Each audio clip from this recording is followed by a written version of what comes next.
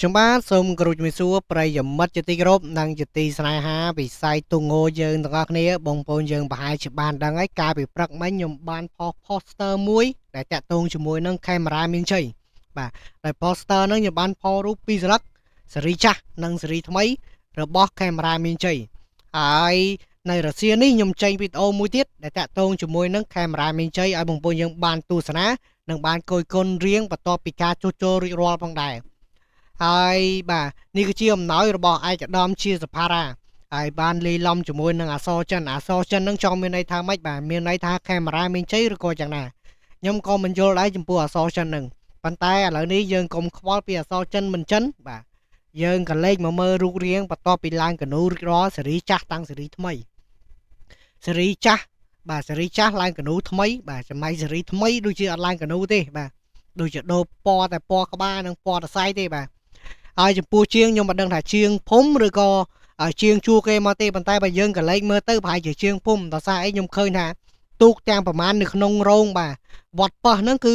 ធ្វើថ្មីទាំងអស់បាទឡើងកនូថ្មីទាំងអស់អញ្ចឹងហើយប្រហែលជាជាងភូមិហើយក៏មានជួជាងមកដែរបាទគ្រាន់តែយើងឡើងភូមិមកនេះហើយយើងយកអានោះយកទៅដាក់ទូកនោះទៀតអញ្ចឹងណាបាទដោយក្នុងរោងទូកគាត់ហ្នឹងបាទក៏ដូចជាមានຂະຫນາດជាតិ2ຂະຫນາດអន្តរជាតិ2ហើយຂະຫນາດអន្តរជាតិមួយគ្រឿងទៀតនោះប្រហែលជាទូកខាត់បាទ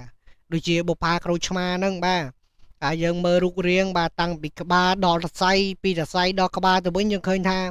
សេរីចាស់នៅតែស្អាតបាទសេរីចាស់នៅតែស្អាតហើយមានដែរលេីឡំជាមួយនឹងរូបហនុមានបាទហនុមានកាន់លំពេងបាទហើយយើងក៏លេខមើលក្បាលគាត់ដល់ហើយស្រួចដល់ហើយក្បាលនេះបាទអត់ដឹងថាជំនាន់នោះជាងណាអ្នកកសាងទៀតខ្ញុំបាទដល់កហើយប៉ុន្តែយើងមើលកនូបាទទាំងរូបរាងគឺស្អាតខ្លាំង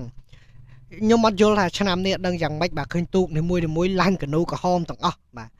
តាមស្រ័យតេជោដល់ស្រ័យតេជោបើតាមយើងកលេចមើលក្បាលពណ៌លឿងបាទដេញមកពណ៌ក្រហមចំណែកខេមរ៉ាមានជ័យយើងនេះបាទគឺ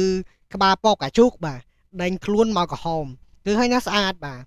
ឯកឧត្តមជាសភារាបាទឯកឧត្តមប្រឹក្សាខាងណាចេះបាទហើយខាងនេះគឺជាសេរីរដ្ឋីបាទជាទូកខ្នាតអន្តរជាតិល្បីឈ្មោះដែរក្នុងឆ្នាំ2024នេះចាញ់អត់មានចាញ់ការប្រកួតគេដូចជាចាញ់ពីប្រកួតបើតាមខ្ញុំចាំចាញ់ពីប្រកួតហើយឈ្នះជាប់គ្នារហូតបាទដូចជាញ៉ាំអាគីណេតបាទញ៉ាំអីផ្សេងទៀតចឹងទៅបាទហើយដូចជាចាញ់នោះចាញ់ទៅលើចាញ់ទៅលើដូចជាសវណ្ណគង្គីបាទចាញ់ទៅលើសវណ្ណគង្គីអធិស្ឋានណាបាទខ្ញុំរៀងចង់វេវើដែរចំពោះខ្នាតអន្តរជាតិយើងហ្នឹងចំណែកទូកខ្នាតជាតិបាទតាមខ្ញុំចាំបាទនេះទូកមួយគ្រឿងដែលជាទូកថ្មីនៅគៀនជាងនោះបាទនៅខាងស្ដាំឯនោះបាទគឺតលេងនៅរាជធានីក្នុងឆ្នាំ2024គឺធ្វើបានល្អទេបាទតាមខ្ញុំចាំដូចជាទូកនឹងមានបញ្ហាផងឬក៏យ៉ាងណាហើយបញ្ហាផ្សេងនេះក៏មានដែរមិនថាអត់ទេបាទដោយចាញ់ខ្លាំងនោះបាទចាញ់ខ្លាំងទៅលើក្តាមប្រៃបាទក្តាមប្រៃរបស់ទូកបងប្អូនយើងនៅខាងកំពង់ឆ្នាំងក្តាមប្រៃក៏ល្បីដែរណាបាទទូកសេរីក្រោយនេះក៏ចាញ់សេរីមុនដែរញាក់សាច់ហ្មងហើយយើងកលែងមកមើលមកជាហៀងទៀតមើលបងប្អូនយើងបាទហើយបើនិយាយពីបាតវិញបាតជ្រៅល្អណាស់បាទទូកសេរីចាស់នេះបាតជ្រៅល្អណាស់ហើយសង្ឃឹមថាក្នុងឆ្នាំ2025បាទគឺខេមរ៉ាមានជ័យយើងហ្នឹងគឺ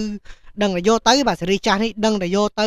ចូលរួមនៅក្នុងរាជធានីទៅចុះបាទបើសិនទៅចូលរួមខ្ញុំធានាបាទសេរីចាស់មិនស្រួលដេញសេរីថ្មីណាបងប្អូនណាបាទអាចដែរនេះបើតាមយើងកលែងមើលទៅម៉ែនគេដេញយើងយើងដេញគេយ៉ាងណាយ៉ាងណីចាំកលែងមើលទាំងអស់គ្នាកូនពៅខ្ញុំនេះបាទកូនពូជកូនពូជកូនពៅកូនពៅកូនពូជបាទឥឡូវយើងកលែងទៅមើលកូនពូជខ្ញុំបាទនេះកូនពូជបាទ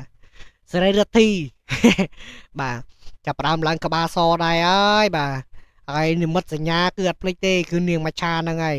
បាទស្អាតខ្លាំងមែនតើហើយខាងនោះគឺបុប្ផាក្រូចឆ្មាយើងហ្នឹង